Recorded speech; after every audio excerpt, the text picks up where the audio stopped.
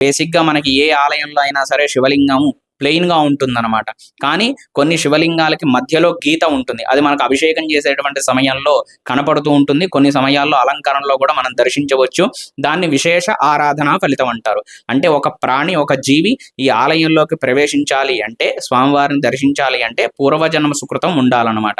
అంటే వాళ్ళ పూర్వజన్మ సుకృతం ఉంటేనే ఆ గీత ఉన్నటువంటి శివలింగాన్ని దర్శించేటటువంటి యోగ్యత ఉన్నటువంటి ఆలయంలో ఒక భక్తుడు మనస్ఫూర్తిగా ఒక్కసారి అభిషేకం గాని, లేదా దాన ధర్మాలు గాని, పూజలు గాని, వ్రతాలు గాని ఏదైనా సరే ధర్మబద్ధంగా అది గూడా మనస్ఫూర్తిగా ఈ యొక్క ఆలయంలో ఒక్కసారి చేస్తే ఇంటూ కోటి. అంటే కోటి సార్లు గనక మీరు ఆ కార్యక్రమాన్ని చేస్తే మీకు ఎంత పుణ్య ఫలితమైతే వస్తుందో, ఈ యొక్క పిల్లలమర్రి శివాలయంలో మీరు ఒక్కసారి చేస్తే కోటి సార్లు చేసినంత ఫలితం మనకిక్కడ లభిస్తుంది. ప్రతి సంవత్సరంలో మనకి శివరాత్రికి ఒక రోజు ముందు నుండి 5 రోజులు ఇక్కడ చాలా పెద్దగా జాతర చేయటం జరుగుతుంది.